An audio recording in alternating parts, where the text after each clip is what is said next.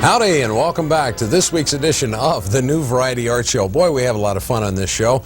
My name is Brad Zinn. I'm your host as we meet a new variety arts performer each week. And we hope that by giving you this chance to meet clowns, mimes, jugglers, magicians, hypnotists, psychics, magicians, you name it, they'll all be here. And we hope by giving you a chance to meet these folks one-on-one, you'll appreciate what they do a little bit more. And the next time you see a variety arts performer live and in person, you'll understand a little bit more about what they've gone through to learn to do what they do to entertain you. So we hope that you'll tune in each week as we say hello to a new and exciting guest.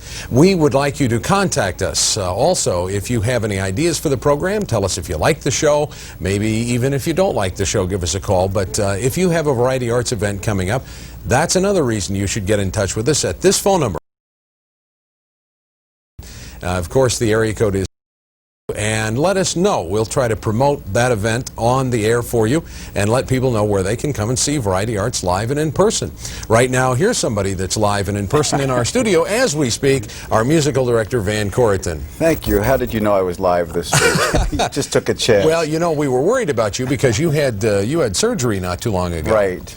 Don't let people guess where. Just you had a roto-rooter job. I brought my sinuses to Arizona. And the doctor got a hold of them. Well, goodness. He's taking them wherever bad sinuses go. Tell us now where people can come and see you live and in person. Well, at the breakfast table, or if they don't know where I live, they can come to the Phoenician Resort for afternoon tea, which I am playing. The Fabulous Phoenician. The Fabulous Phoenician. The 8-inch grand, is that right? 8-inch? No. Oh, I'm sorry. The 9-foot Steinway. 9-foot Steinway. With 88 keys, and I'm there 3 to 5, Monday through Sunday, which basically is 7 days a week. That's fabulous. Yes. Well, we need to talk about some changes. Changes? Yes. For those folks viewing our program, on the Dimension West cable system, which would be Glendale, Peoria, Sun City, and Sun City West, our time slot is now changed to Monday nights at 8:30. So we want to remind you now to watch Monday nights at 8:30 if you live in the West Valley on Dimension Cable. How is your lovely wife, Ruth? She was on the show not too long ago, and you sang, and she played the piano. And how is Ruth doing? She's doing great. We expect to be doing more duo piano in the fall. Great act. Yeah. You know, speaking of Ruth, it's funny. I often wonder who's watching this show. You know. So do I. And so no, we have no rating service for this. I meant who they are. I know they're watching it. Oh, okay. But no, I often wonder. And Ruthie was at the beauty parlor last week, and would you believe she came back? She said, "Guess what? I bumped into Rose Mofford, our former governor." Our former governor. And she said she watched the show and she loved it. So Rose Mofford is out there watching the program. Rose, hi Rose, we miss you. Come back. Now tell me, I want to know, does Ruth know the secret to Rose's beehive hairdo now that they were at the beauty parlor together? Yeah, that's a state secret. Is that a state secret? Okay. Hey, listen, we have some things we need to catch up on. First of all, Variety Arts makes news. This is an issue of the Freeman magazine published by the Foundation for Economic Education, and it's a very kind of an educational thing, kind of real heavy in economics. And I'm going to open the book now, so follow along here. This is an article called "Street Performers and the Social Contract." Wow. And this talks about a dispute over space on the street to perform, and the performers got together, and rather than having the government step in and solve their problem, they solved it amongst themselves. So good press for variety artists. Dimension Cable also had an article in the the Phoenix Gazette, excuse me, little article about public access television, and they were nice enough to mention our show. Really? Yes, they said public access has been can be done well with the resources provided by Dimension Cable, as evidenced by several long-standing programs such as the New Variety Art Show, as well as some others. So thank you, Dimension, for mentioning the New Variety Art Show. We'll take all the press we can get.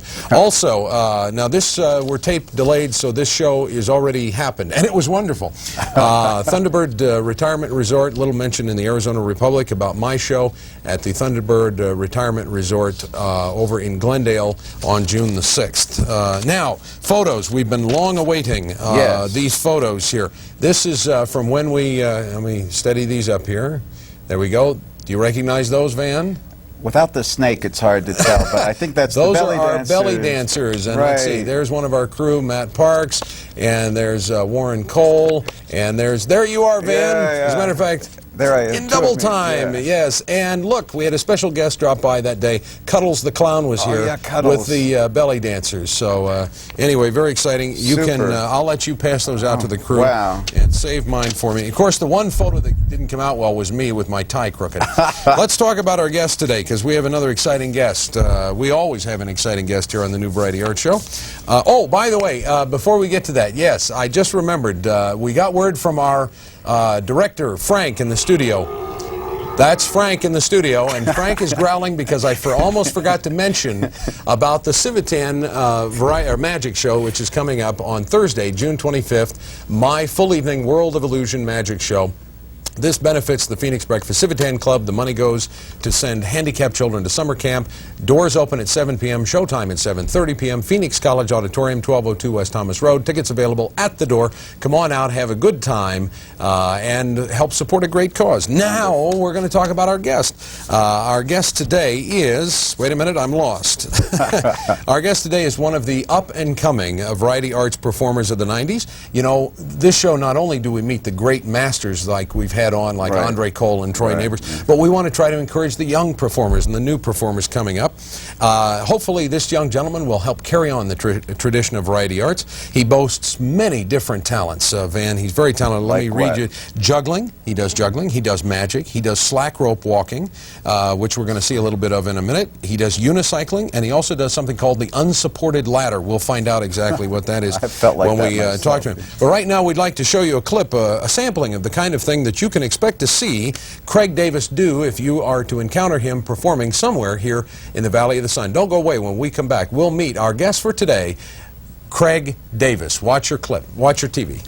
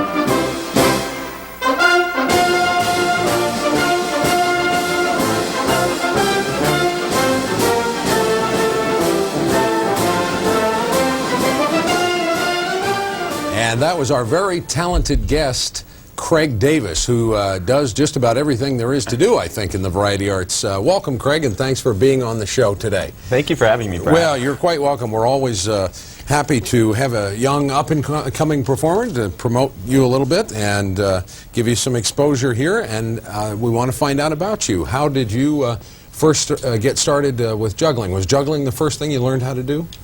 Well, actually, it's been a part of my life ever since I can remember. Back when I was in second grade, I remember organizing backyard circuses with all my neighborhood friends. Oh, really? And yeah, we'd get all together, and then I'd charge all of my neighbors' parents 10 cents to come and watch our show. Oh, I think I got quite a bit of candy out of that deal. But I didn't get serious about juggling until about 7th grade. And now there's an interesting story here about the basketball. You are rather tall, and I understand you went out for basketball in 7th grade. Is that right? People don't believe this, but I was so uncoordinated as a boy, I couldn't walk and dribble a ball at the same time. And yet in St. John's, a small town where I grew up north. St. John's, Arizona. St. John's, Arizona. If you didn't play basketball, there was nothing else to do. There was nothing else to do. That's what everybody in St. John's did. And, sure. And my idols were basketball players in high school. And my older brothers had played basketball, and I'd really look forward to it. And I remember trying out for the basketball team, and there were 16 of us trying out for 15 jerseys, I believe. And I was the one cut. You were the one that was cut. That's so the honest truth. This has become a vendetta for you then, is that right? Kind of prove yourself to be talented and coordinated then. Maybe that's a part of it. Yeah. A small part of it. Yeah. I know that I had a brother-in-law that could juggle. Well, look at it this way. Those 15 guys are not on television. You are. So you can Hi, guys.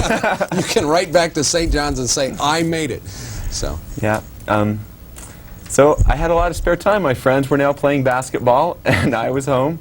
And so in my backyard, I started practicing juggling, first with my mom's fruit, which didn't please her very much. Oh, I can imagine. And then I'd been interested in magic, and I remember going to a magic shop in Tucson, Alexander's Magic Shop. Oh, sure. John Alexander's an old friend of mine. Yeah, a wonderful man. And he convinced me that I needed to buy a set of juggling pins to further my talent, which I did, and for my birthday present, and proceeded to practice about 5 or 6 hours every day after school. It was an obsession almost. That's incredible. And is this when you started doing magic then, is because of your contact with the magic shop?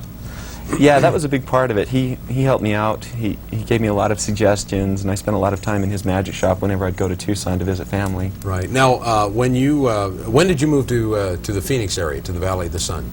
Just recently. I just recently moved here 2 years ago. I'd been attending school at Eastern Arizona College. Okay. And then I transferred here to Arizona State University after getting my associate's degree. So you're an ASU graduate now, is that right?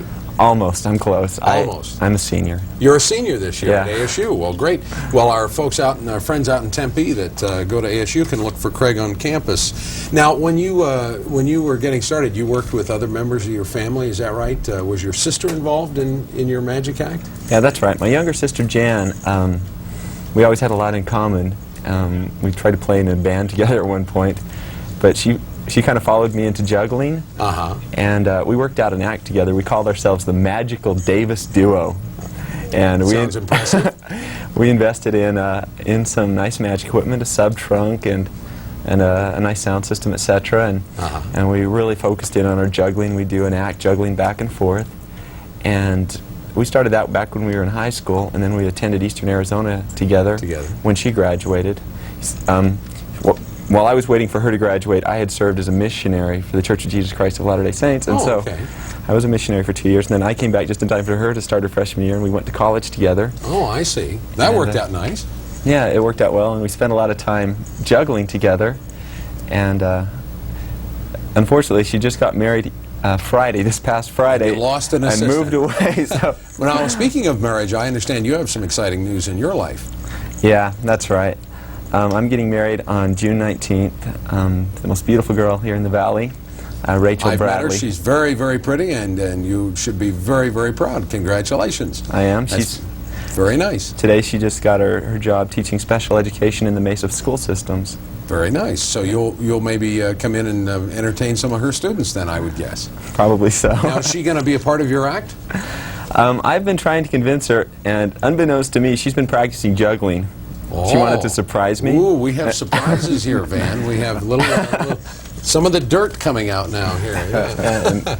And she showed me the other day, and she can do 3 balls. So. Well, very good. So, yeah. Well, that's great. Well, we'll look forward to that act. What are some of the other talents that you have besides juggling and the magic? You also do. We saw on the tape. You ride the unicycle, and now there were 2 different sizes. Tell me about how tall are these unicycles that you ride? Well, I do 2. Just a normal-sized unicycle, about the size of a normal bicycle, and I also have a giraffe unicycle, which is when I'm sitting on it, my vision is about 9 to 10 feet high. 9 to 10 feet high, and you juggle while you're riding that. Of course. Now tell me about slack rope walking real quick, because we saw you doing a lot of that. That looks incredibly difficult to do. How did you practice that in your backyard? Did you tie a rope between 2 trees, or how did you learn to do that? I started that probably my senior year in high school, and I just would practice walking on a fence in our backyard. Back and forth. I have some kids in my neighborhood that do that, but you know, Yeah. I'm always afraid they're going to fall in my yard. Yeah, and then when I went to Eastern Arizona College as a freshman, I'd like to practice under the shade tree there, and there was a chain that would stop people from driving up onto the lawn between 2 poles. Yeah. And after a few months practicing under this tree, it occurred to me, maybe I could learn how to walk on that and juggle. Now, I noticed in the clip, you're wearing just regular tennis shoes. That's right. Sort of tennis shoes. So you don't need special shoes to do this, is that right? Or you need a soft-soled shoe, or what kind of shoe? Actually, a soft sole does help, but I prefer just regular tennis shoes. You have to be able to feel the rope under your foot, is that right? It helps, and when I first started out, that's what I had just a thin-soled shoe. Yeah. And then after I got the feel for it, Do you ever fall off? Do you ever get hurt? I've injured myself once, but I didn't really fall off. I jumped off, and the ground wasn't even where I landed. It was during a show, and I sprained my ankle, and so I spent a couple of months not walking. Tell me where some people watching the show, where people can see you perform, some of the places that you work. What I know some of the places, but you tell us. Okay. Well, I used to go down to Mill Avenue almost every weekend. Mill Avenue when Merchants that was Festival. open, Right. doing my street performing. Right. Which is, and you're passing the hat, is that right? That's right. Uh-huh. And well, they've closed that down. I still do all their festivals. I'm getting ready for the festival in the Pines up in. Oh, in Flagstaff. Up in Flagstaff. That'll be nice during the summer. Yeah, it will. Now, tell me about passing the hat. Do you ever have any problem with that? Anybody ever try to rip you off, or because I know some street performers have to be very careful about that. You know, I've never had any trouble. All the time I was on Mill Avenue, there was one incident where someone was drunk and he got hauled away by the police, but I've never had anybody try to take anything from me. How do you handle hecklers? Anybody ever heckle you? Oh, you bet. I put it right back at them. Uh-huh. And actually, I like hecklers. I like getting them involved in the show. And it's kind of nice because I can usually win the audience to my side and get them hating the heckler, and it's kind of fun to make them. And the heckler usually ends up being your biggest tip. It really does. Yeah. Well, let me ask you also about school assembly programs, because I understand you also do school assembly programs. What's that like, working with for kids and with kids? It's really nice. I did my first school assembly when I was in 8th grade in my hometown in St. John's, and I really like it. There's something about the innocence of children, and I love watching their faces. There's nothing like watching a child watch magic. Uh-huh. The fascination and the awe. They haven't grown up, and they still think it's magic, and sometimes I think it is too when I look into their eyes. Now, you brought some juggling equipment with you, and we'd like you to demonstrate here in the studio some of the things. We're going to stand up now and move out here in our little performing area. So stay with us, folks. And what are some of the things that you brought? Oh, show us first of all the knives, because we saw this in the clip, but I want to show you, little, ooh. Razor sharp swords. Yeah, ooh, they are very sharp. I think I'll shave here. Now, for your encore, after you juggle these, you juggle 10 fingers, is that right? Well, I've had the... no. Yeah. Now, go ahead. Now, this is like juggling the Indian clubs, is that right? Yeah, it's very similar. Are these specially weighted in some way? Yeah, they are. Go ahead and These are made for juggling. Uh-huh. I'd like to show you something I'm working on. Okay. Something new. Examine this hat here, a felt hat. Well, there was a rabbit in here. There was a rabbit. Get rid of that, man. Okay, there you go. No, that's absolutely... Notice that it's solid. It's solid. No holes in it. There's no holes in it. Completely blindfold. Uh-oh. I'm now going to Wait a endanger minute, my wait a own minute. life We didn't along know with Lambo Brad's. was going to be here today.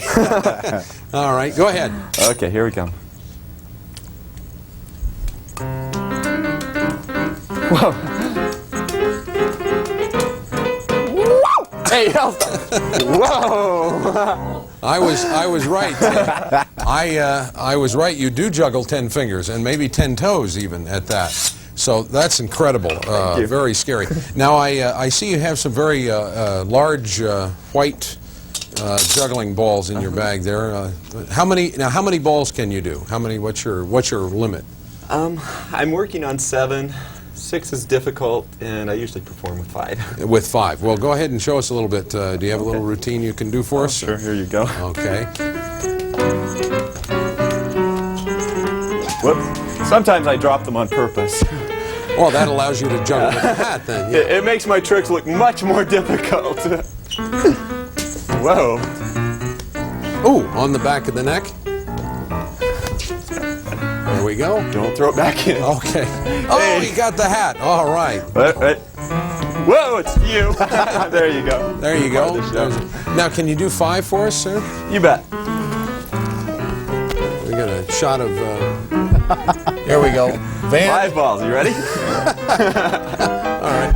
5-ball juggling. Leave that on Fits there. my head. Here we go. 5 balls. Now, this is very difficult to do. Okay, here we go. 5 balls. With 4 balls. There we go. We have the 5th one coming back. And we'll keep them going. Oh, very pretty. Now, is that called a cascade? It sure is. Yeah. Very, very nice. Thank you. Very nice. Now, what else do we have? Well, he's getting set up here. Wait a minute. Let's swing over here and we'll Fits get a. my head. What does that say about my head? There we go.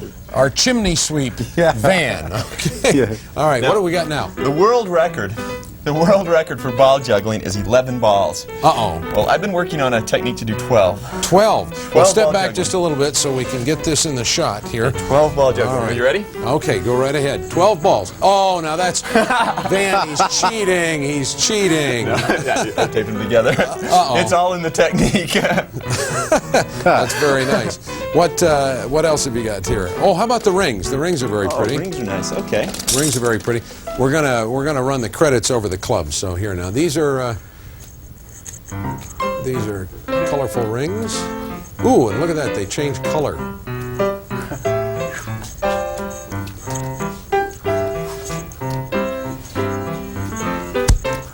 Nicely done. All right. Thank you. Very good. Well, Craig, we're just about ready to wrap it up here. Okay. And what we're going to do is we're going to let you take us out with the pins right. and whatever else that you might have there.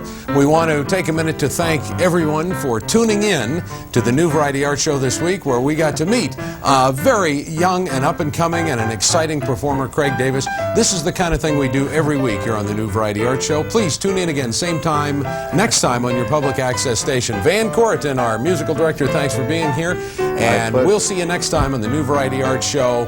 Support variety arts in your community. Take us out, Craig. Go ahead. Thank you. Let's see, the juggler's rendition of a Russian folk dance.